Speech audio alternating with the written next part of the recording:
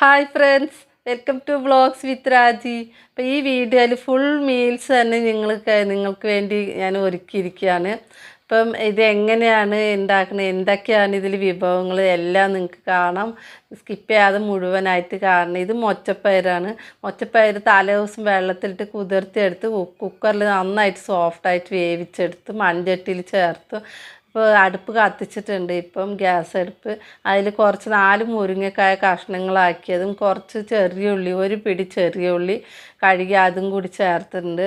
ഇതിന് ആവശ്യമുള്ള മഞ്ഞൾപ്പൊടി 1/4 ടീസ്പൂൺ, പിന്നെ എരിവിന് ആവശ്യമുള്ള എരിവുള്ള മുളക് പൊടി 1 ടീസ്പൂൺ നിറച്ചും ചേർത്തു. കാശ്മീരി ചില്ലി മുളക് പൊടി അതും 1 ടീസ്പൂൺ ചേർക്കുന്നുണ്ട്. അത് നിറച്ച് 1 ടീസ്പൂൺ നിറച്ചും ചേർത്തു. പിന്നെ ആവശ്യത്തിനുള്ള മല്ലിപ്പൊടി 2 ടീസ്പൂൺ ചേർക്കുന്നുണ്ട്.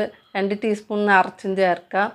പിന്നെ ഇത്രയും പച്ചക്കറിക്കൊക്കെ ആവശ്യത്തിനുള്ള കല്ലുപ്പും കൂടി ചേർത്തിട്ടുണ്ട്. 1 ടീസ്പൂൺ കല്ലുപ്പും ചേർത്തിട്ടുണ്ട്. അപ്പോൾ ആവശ്യത്തിനുള്ള വെള്ളം ചേർത്ത് ഇത് ആദ്യമേ ഇതൊക്കെ വേവിച്ചെടുക്കാം. അപ്പോൾ നേരത്തെ മൊച്ചപ്പയർ വേവിച്ചാണ് ഞാൻ ചേർത്തിരിക്കുന്നത്. ഇതിൻ്റെ കൂടെ മുരിങ്ങക്കായ ഉള്ളിയൊക്കെ ചേർത്ത് വേവാൻ വേണ്ടി ഞാൻ ഇതെല്ലാം ചേർത്ത് വെള്ളം ഒഴിച്ച് അത് വേവാനുള്ള വെള്ളം മാത്രം കുറച്ചൊഴിച്ച് അടച്ചു വെച്ചു. അതിന് പാകത്തിന് അത് വെന്ത് കഴിഞ്ഞാൽ തന്നെ നമ്മൾ ബാക്കിയുള്ള ചേർവകളൊക്കെ ഇതിന് ചേർക്കാണ്ട്. അപ്പോൾ ഇത് വഴുതനങ്ങ 4 വഴുതനങ്ങ കഷ്ണങ്ങളാക്കിയത് അതും കൂടി ചേർക്കുന്നുണ്ട്. അപ്പോൾ ഇത് വഴുതനങ്ങയും മാങ്ങയും ചേർക്കുന്നുണ്ട്. മാങ്ങ ഇത്ര 2 മാങ്ങയാണ്. 2 മാങ്ങ പുളി കുറവാണ് ഇതിൽ. അപ്പോൾ അതുകൊണ്ട് പുളിയുള്ളതാണെങ്കിൽ 1 മാങ്ങ മതിയാവും. 2 മാങ്ങ ഞാൻ കഷ്ണങ്ങളാക്കി അത് ചേർത്തു. അപ്പോൾ കുറച്ച് ഇതിനുള്ള ഉപ്പും കൂടി ചേർത്തിട്ടുണ്ട്, കല്ലുപ്പ്. നേരത്തെ ഞാൻ കുറച്ച് ഉപ്പല് ചേർത്തു. അപ്പോൾ ഈ കറിക്ക് ബാക്കിയുള്ള കല്ലുപ്പും കൂടി ചേർത്തു. ഇത് തേങ്ങ അരമുറിയിൽ കുറച്ച് 4 ചെറിയ ഉള്ളിയും ജീരകം 1/2 ടീസ്പൂൺ ചേർത്ത് നന്നായിട്ട് അരച്ച് 2 തക്കാളിയും കൂടി അരച്ച് ചേർത്തു. തേങ്ങ കുറച്ച് പുളിയുടെ വെള്ളം കൂടി, വാളം പുളിയുടെ വെള്ളം കൂടി ചേർത്തിട്ടുണ്ട്. അപ്പം ഇതെല്ലാം ചേർത്ത് ആവശ്യത്തിനുള്ള വെള്ളം ചേർത്ത് അടച്ച് വെച്ചു. ഈ വഴുതനങ്ങ മാങ്ങയൊക്കെ ഒന്ന് വേവാൻ വേണ്ടി പെട്ടെന്ന് വെന്ത് കിട്ടും. ഇത് ചാറ് കറിയാണ്. അപ്പം മൊച്ചപ്പയറും വെജിറ്റബിൾസും ഒക്കെ ചേർത്തുള്ള ചോറിന് കൂട്ടി കഴിക്കാൻ നല്ലൊരു ടേസ്റ്റി ആയിട്ടുള്ള ചാറ് കറിയാണ്. ഇത് ചോറിന് മാത്രമല്ല ഇഡ്ഡലി, ദോശ, അപ്പത്തിന് ഒക്കെ കൂട്ടി കഴിക്കാവുന്ന ടേസ്റ്റി ആയിട്ടുള്ള ചാറ് കറി റെഡിയായി. അപ്പോൾ കടുക് വറുത്തും കൂടി ഞാൻ ചേർത്തിട്ടു. കടുക്, ഉള്ളി, ചുവന്ന മുളക്, കറിവേപ്പില ഒക്കെ വറുത്ത് അതിൻ്റെ കൂടെ മിക്സ് ചെയ്ത് ചേർത്ത്. അപ്പോൾ കറി റെഡിയായി. ഇനി ബാക്കിയുള്ള സൈഡ് ഡിഷൊക്കെ നമുക്ക് റെഡിയാക്കാം. അപ്പോൾ അത് മണ്ണിൻ്റെ ചീനിച്ചിട്ട് ഞാൻ അടുപ്പത്ത് വെച്ചു. അതിൽ ഇത് കടലപ്പരിപ്പാണ്. കടലപ്പരിപ്പ് കുക്കറിൽ നന്നായിട്ട് സോഫ്റ്റായിട്ട് വേവിച്ച് വെച്ചിട്ടുണ്ട്. ചെറിയ ഉള്ളി കുറച്ച് അരിഞ്ഞ് ചേർത്തിട്ടുണ്ട്. എരിവിന് ആവശ്യമുള്ള പച്ചമുളക് 4 പച്ചമുളക് അരിഞ്ഞതും കൂടി ചേർത്തു. അപ്പോൾ ഇതിനാവശ്യമുള്ള ഞാൻ 1/4 ടീസ്പൂൺ മഞ്ഞൾപ്പൊടി, പിന്നെ കല്ലുപ്പും കൂടി ചേർത്തിട്ടുണ്ട്. അപ്പോൾ ഇത് പച്ചച്ചീരയാണ്.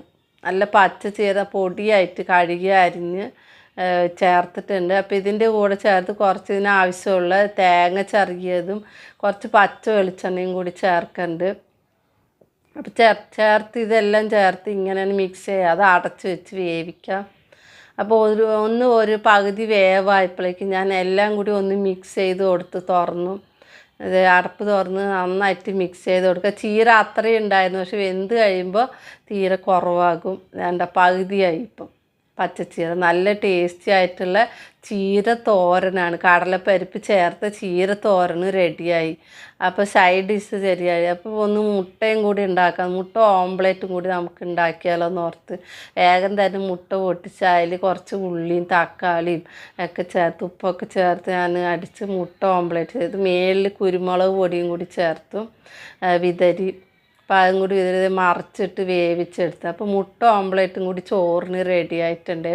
അപ്പോൾ മൊച്ചപ്പയർ വെജിറ്റബിൾ കറിയും കടലപ്പരിപ്പ് ചേർത്ത് ചീര തോരനും ഇതേ മുട്ട ഓംപ്ലേറ്റും റെഡിയായി. അപ്പോൾ ഇതും കൂടി വറക്കാമെന്ന് വിചാരിച്ചു. ഇത് വടകമാണ് കേട്ടോ, വെളുത്തുള്ളി വടകം. ഇപ്പോൾ കടയിൽ നിന്ന് വാങ്ങിച്ചതാണ് ഇത് പാക്കറ്റ്. അപ്പോൾ വെളുത്തുള്ളി വടകം കൂടി ആയാൽ പിന്നെ വേറെ എന്ത് വേണം? ഇത്രയും കറികളും സൈഡ് ഡിഷും ഒക്കെ കൂടുമ്പോൾ ചോറ് കഴിക്കാൻ നല്ലൊരു ടേസ്റ്റ് ഉണ്ടാവും. അപ്പോൾ ഇത് എല്ലാം കൂട്ടി അമ്മയും അച്ഛനും വിളമ്പി ചോറ് ഉണ്ണാനിരിക്കുകയാണ്. ഇതിൽ ഞാനൊരു ഫുൾ മീൽസ് തന്നെ റെഡിയാക്കിയതാണ്.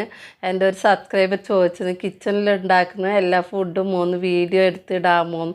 അപ്പം അതുകൊണ്ട് ഇന്ന് ഉണ്ടാക്കിയ ചോറിന് കൂട്ടിക്കാൻ എല്ലാ കറികളും കൂട്ടി ഒരു ഫുൾ മീൽസ് റെഡിയാക്കി വീഡിയോ ഇട്ടതാണ്.